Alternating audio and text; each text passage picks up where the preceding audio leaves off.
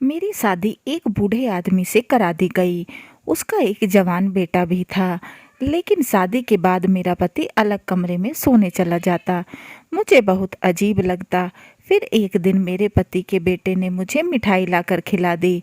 अगली सुबह मैं उठी तो मुझे चक्कर आ रहे थे। यह तो अक्सर होने लगा। वो मुझे बाहर से मिठाई लाकर खिलाता और अगली सुबह मेरा सर घूम रहा होता। एक दिन मैंने मिठाई छुपा दी और सोने चली गई और रात में मेरे चीख निकल गई। जब कमरे में बेटा मेरे साथ, जो हालात सामने थे, मैं जानती थी कि इससे अच्छा और कुछ नहीं हो सकता। पापा का अचानक मौत हो गई और जिम्मेदारी बढ़ गई। मैं 33 पार कर चुकी थी। लाल जोड़ा, हाथों में मेहंदी, यह उम्मीद खत्म हो चुकी थी। सौतेली माँ और भाई को तो किसी चीज से की कोई चिंता नहीं थी। ऐसे में अगर घर आए एक रिश्ते को भी ठुकरा देती तो सारी उम्र सौतेली माँ के ताने खाकर ही जीना पड़ता। मेरी सौतेली माँ मेरे पास आकर बोली, तेरी इच्छा हो तो लड़का देख सकती है। कल लड़के वाले हमारे घर आ रहे हैं। मैंने गुस्से में कहा, देखने जैसा क्या है? क्या बस वही मुझे आकर देख ले? बेचारा इस उम्र में क्या ही देखेगा। माँ दबी सी मुस्कान से बोली, क्यों नहीं देखेगा? क्या हुआ अगर एक पैर कब्र में है तो मर्द ही। मैंने तिल मिलाते हुए कहा, लेकिन कड़वा सच तो यही था। सच बोलने में मेरा मन भी हल्का हो गया था। लड़के वाले आ गए, साथ में जवान बेटा भी था। जवान सुंदर, उसके बेटे को देखकर मैं देखती रह गई।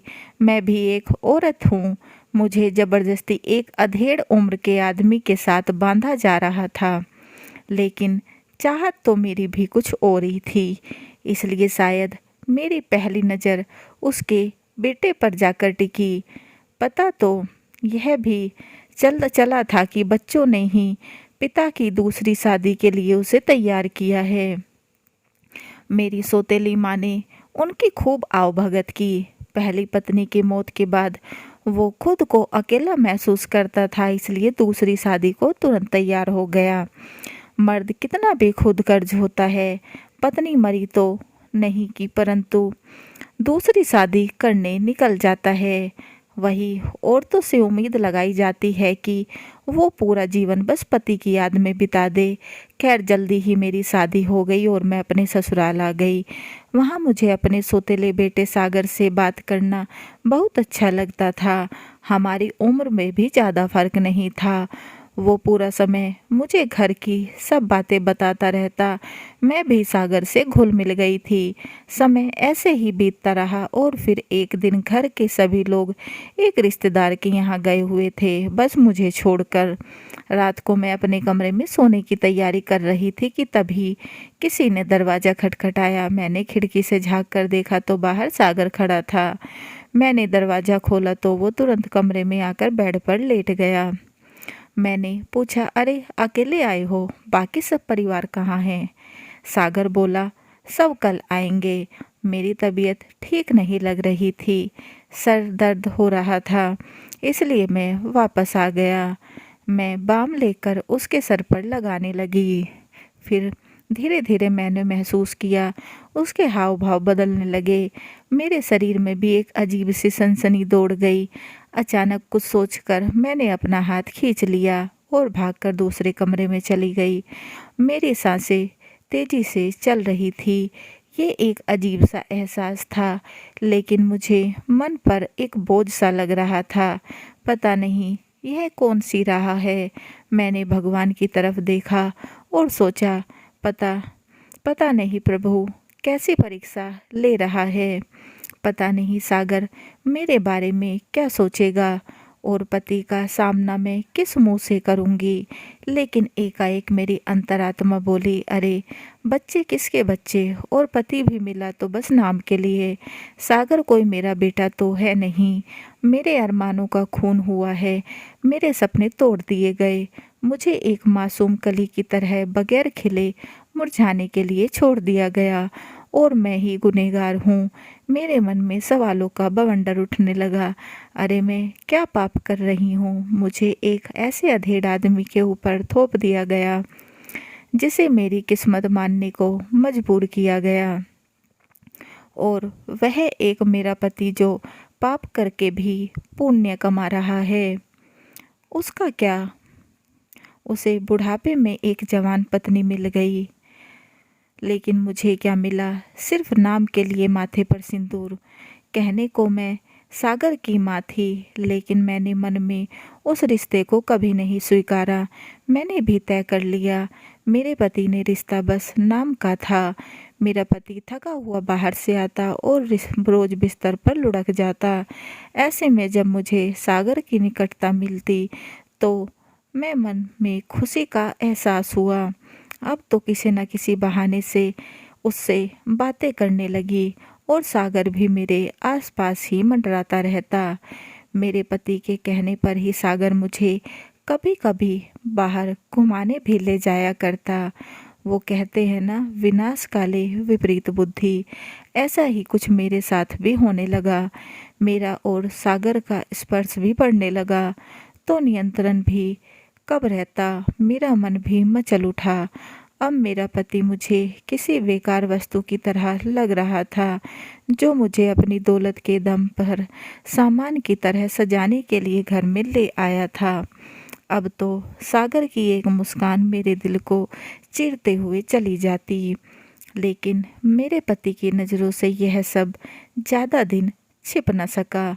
लेकिन मैं भी सोच चुकी थी कि ज़्यादा से ज़्यादा क्या होगा? मेरा पति मुझे छोड़ देगा, लोग बात बनाएंगे। अरे लोग तो तब भी ताने देते थे जब मैं कुंवारी थी। तब और अब में कोई खास फर्क नहीं है।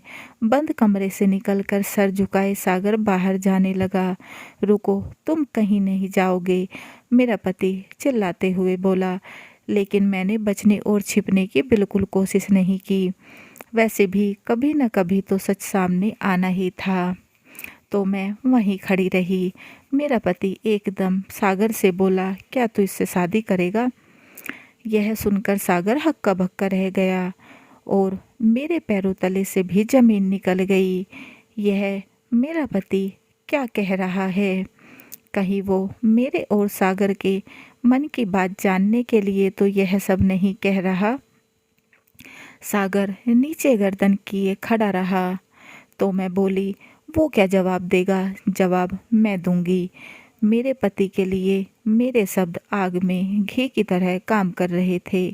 सागर भी चौकन्ना सा हो गया, लेकिन मेरा पति लगातार उसे घूर रहा था। तुम इंतजार करो, मैं बस अभी आई, पति से बोलकर मैं दूसरे कमरे में चली गई और दरवाजे की कुंडी बंद कर ली और कमरे में से अपने पति से कहने लगी, देखो यह घोर पाप मैं नहीं होने दूंगी। मैं ऐसा कुछ नहीं करूंगी। मुझे पता है यह सब तुम गुस्से में बोल रहे हो। मेरा जीवन तो पहले ही बर्बाद था। मुझे पता है तुम मुझसे नफरत करते हो और आज मैं सब खत्म कर दूंगी। मेरे जीवन की अब कोई इच्छा बाकी नहीं रही। इस जीवन में क्या मिलता है यह मैं तुमसे सीख कर जा रही हूँ। मुझे कोई गम नहीं है, मैं जीत कर जा रही हूँ। मैंने कोई गलती नहीं की है, इसलिए मैं माफ़ी नहीं मांगूंगी। कहते कहते मेरी आवाज़ धीमी हो गई। मेरा पति और सागर जोर जोर से दरवाज़ा पीटने लगे।